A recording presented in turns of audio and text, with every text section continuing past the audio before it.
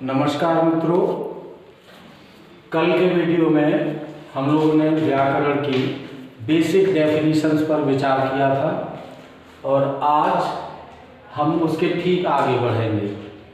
कल के वीडियो के अंत में हम लोगों ने डिस्कशन किया कि वर्ड क्या होता है, शब्द विचार कर रहे थे। आज हम देखेंगे शब्दों के समूह से बनने वाले कंसेप्ट के बारे में। जैसे यहाँ पर आप देख सकते हैं लिखा हुआ है फ्रेज या वाक्यांश। ये इंग्लिश ग्रामर का एक कंसेप्ट है। तो देखते हैं कि क्या होता है। शब्दों का ऐसा अर्थपूर्ण समूह प्रायः जिसमें क्रिया नहीं होती है फ्रेज कहलाता है। अगर हम परिभाषा पर विचार करें तो यहाँ दो बातें सामने आती हैं कि एक तो ये शब्दों का समूह होता है और दूसरे अक्षर इसमें एग्जाम्पल देखेंगे। हमारा पूरा सेंटेंस लिखा हुआ है he runs on the road. He runs on the road, यहाँ सब्जेक्ट है, ये वर्ब है। फिर हम देख रहे हैं कि यहाँ हमारे पास तीन शब्दों का एक समूह है, ऑन द रोड। अगर इसका अर्थ करते हैं तो अर्थ निकल आता है ऑन द रोड मीन्स सड़क पर। अब यहाँ आप देखेंगे कि ये तीन शब्दों का समूह है जिसका अर्थ भी स्पष्ट रूप से निकल रहा है, it means it is a phrase. उसके बाद अब दूसरा एग्जाम्पल देखते हैं, the girl sitting in the corner is reading. पहले पूरे सेंटेंस का अर्थ निकालते हैं। द गर्ल लड़की, सिटिंग इन द कॉर्नर कोने में बैठी हुई, इज रीडिंग रही है। इस पूरे वाक्य का अर्थ होता है कि कोने पढ़ रही है। जब मैं इस सब्जेक्ट को या इस वर्ब पोर्शन को छोड़ करके देखता हूं तो हमें यहाँ पर चार शब्दों का एक समूह मिलता है। Sitting in the corner means कोने में बैठी हुई लड़की। ये चार शब्दों का समूह है और इसका अर्थ भी स्पष्ट रूप से निकल रहा है। इसका मतलब है कि ये भी एक फ्रेज है।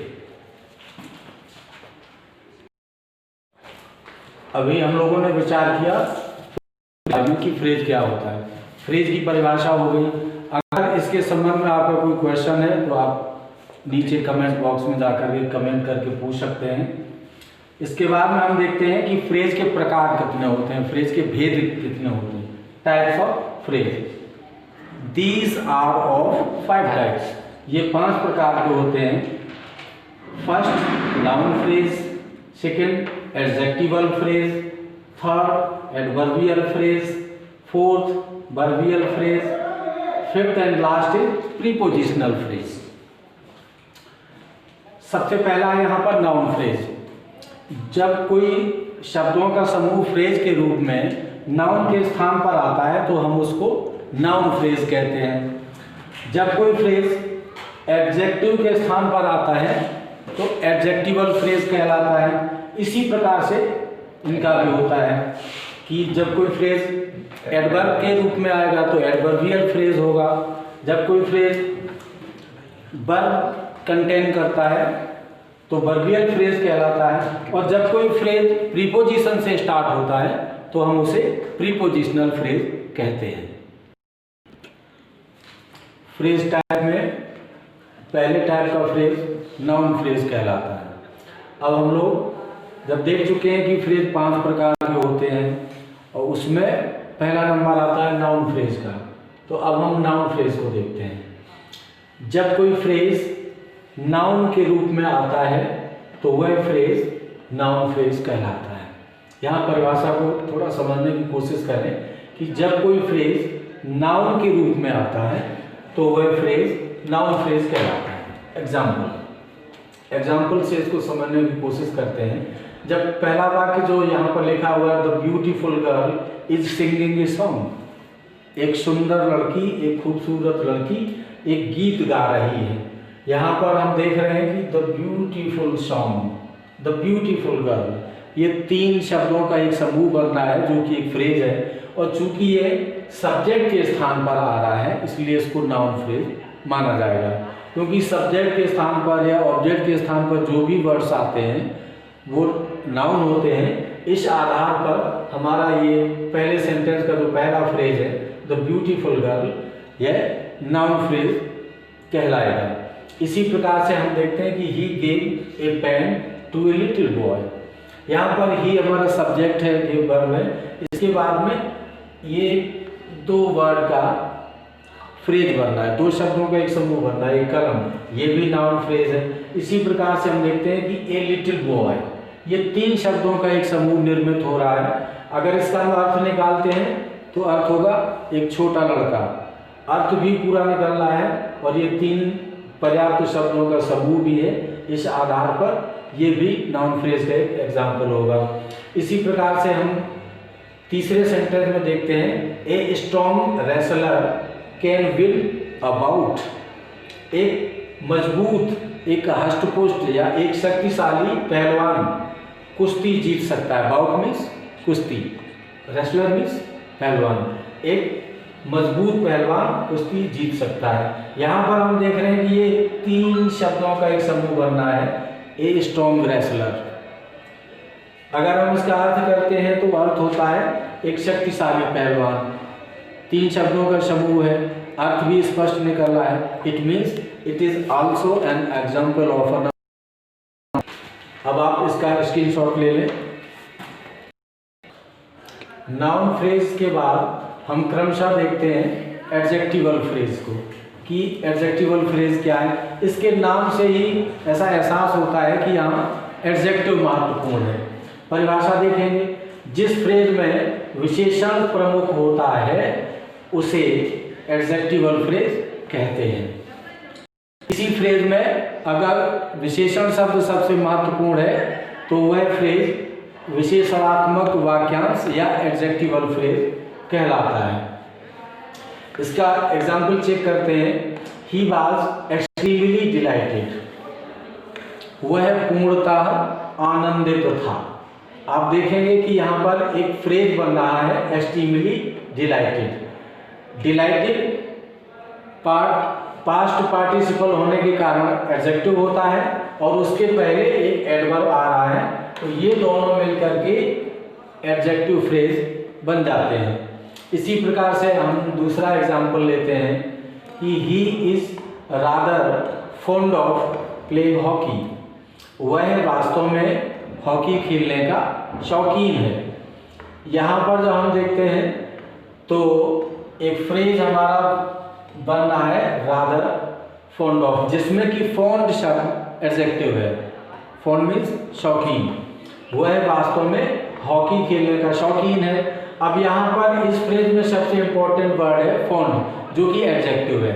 इस आधार पर यह फ्रेज एडजेक्टिव फ्रेज कहलाएगा। इसी प्रकार से हम नेक्स्ट एग्जांपल देखते हैं। ही वोर वेरी एक्सपेंसिव शर्ट, उसने बहुत महंगी शर्ट पहनी हुई थी। एक्सपेंसिव मीन्स महंगी। ही वोर, ये हमारा सब्जेक्ट और वर्ब का पेयर है। इसके बाद हम देखते हैं कि हमारा एक फ्रेज बना है वेरी एक्सपेंसिव। अगर हम इसका अर्थ निकालेंगे तो निकलता है कि बहुत महंगा या बहुत महंगी, जिसमें कि सबसे इंपॉर्टेंट वर्ड है एक्सपेंसिव, और एक्सपेंसिव एक एडजेक्टिव है। जब इस फ्रेज में एडजेक्टिव एक्सपेंसिव एक एडजेक्टिव है तो फिर इस पूरे फ्रेज को हम एडजेक्टिव फ्रेज कहेंगे। आप इसका स्क्रीनशॉट ले लें।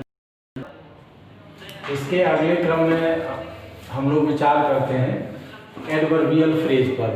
अभी हमने नाउन फ्रेज को डिस्कस किया, उसके बाद में एडजेक्टिवल फ्रेज को डिस्कस किया, इसके बाद एडवर्बियल फ्रेज को डिस्कस करेंगे। एडवर्बियल फ्रेज को डिस्कस करने से पहले थोड़ा बाईं तरफ शॉर्ट लिस्ट को देख लेते हैं।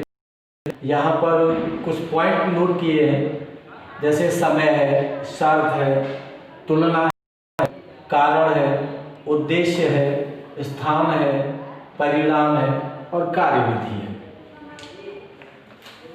मेरा अभिप्राय ये है कि जिन शब्दों से समय का बोध होता है या शर्त का बोध होता है या तुलना का बोध होता है तो वो एडवर्ब होता है। इनमें से कोई भी पॉइंट किसी शब्द के द्वारा अगर रिवील होगा, उस प्रकट होगा, तो उसे हम एडवर्ब कहते हैं। इस प्रकार से हम देखेंगे कि जब कई शब्द मिलकर के समय प्रकट कर रहे हों तो वो एडवर्बियल फ्रेज होगा। अगर कई शब्द मिलकर के पर शर्त प्रकट कर रहे हो तो भी वो एडवर्बियल फ्रेज कहलाएगा। कई शब्द मिलकर के कारण प्रकट कर रहे हो तो भी वह एडवर्बियल फ्रेज कहलाएगा। जैसा कि हमारी डेफिनेशन में हम देख सकते हैं कि जिस फ्रेज में सभी शब्द मिलकर एडवर्ब का कार्य करते हैं एडवर्बियल फ्रेज कहलाते हैं। जैसे एग्जाम्पल देख लेते हैं, he will go to school in an hour, means वह 1 घंटे में स्कूल चला जाएगा। वह 1 घंटे में स्कूल चला जाएगा। यहाँ पर मैं देख रहा हूँ एक फ्रेज है इन एन आवर, 1 घंटे में, जिससे समय का बोध हो रहा है। किसका बोध हो रहा है? समय का। इसलिए इसको हम एडवर्बियल फ्रेज कहेंगे। इसी प्रकार से हमारा सेकंड सेंटेंस है, शी रीच्ड 2 आवर्स लेट, वह 2 घंटे देरी से पहुंची। यहाँ पर 3 शब्दों का एक समूह है, 2 आवर्स लेट। इससे भी हमको समय का बोध हो रहा है। It means it will be also an adverbial phrase. After that हम देखते हैं कि Raju will take the tea before sleeping. Raju will take चाय पिएगा before sleeping, सोने से पहले। यहाँ पुनः एक फ्रेज है जो समय का बोध करा रहा है। इसी प्रकार से इन पॉइंट से संबंधित, स्थान से संबंधित, उद्देश्य से संबंधित, कारण से या कार्यविधि से संबंधित एग्जाम्पल भी लिए जा सकते हैं। आप इसका स्क्रीनशॉट ले सकते हैं। नेक्स्ट हम लोग देखते हैं 4th स्टेप पे हमारा वर्बियल फ्रेज, क्रियात्मक वाक्यांश या क्रिया वाक्यांश। डेफिनेशन देखते हैं, वह फ्रेज जिसमें वर्ब प्रमुख होती है, वह फ्रेज जिसमें वर्ब प्रमुख होती है वर्बियल फ्रेज कहलाता है। इसका एग्जाम्पल चेक करते हैं, he is running on the road. Is running, ये 2 शब्दों का समूह है। अगर अर्थ निकालते हैं तो इसका अर्थ होता है कि दौड़ रहा है, और अर्थ भी ठीक निकल रहा है, 2 शब्दों का समूह भी है, और इसमें चूंकि वर्ब सम्मिलित है इसलिए ये वर्बियल फ्रेज कहलाएगा। इसी प्रकार से नेक्स्ट एग्जाम्पल को हम देखते हैं, can run, they can run faster, वे अधिक तेज दौड़ सकते हैं। वे अधिक तेज दौड़ सकते हैं। कि कैन रन 2 करके एक फ्रेज बन रहा है जिसका अर्थ भी सही निकल रहा है, इसलिए इसको भी हम वर्बियल फ्रेज कहेंगे। इसी प्रकार नेक्स्ट एग्जाम्पल है, a letter was written by him, एक पत्र उसके द्वारा लिखा गया। यहाँ पर भी 2 शब्दों का एक ऐसा समूह बन रहा है जिसमें कि वर्ब आ रही है, और मैं आपको पहले ही बता चुका हूँ कि जिस फ्रेज में वर्ब सम्मिलित होगी वो फ्रेज वर्बियल फ्रेज कहलाता है। आप इसका स्क्रीनशॉट ले सकते हैं। नेक्स्ट स्टेप है हमारा फ्रेज में लास्ट प्रीपोजिशनल फ्रेज। डेफिनेशन देखते हैं, वह फ्रेज जिसमें प्रीपोजिशन के बाद ऑब्जेक्ट आता है प्रीपोजिशनल फ्रेज कहलाता है। यहाँ पर हम कंडीशन देखते हैं। अक्सर आप देखेंगे कि हर एक डेफिनेशन में कम से कम 2 कंडीशन होती, 2 शर्तें होती हैं।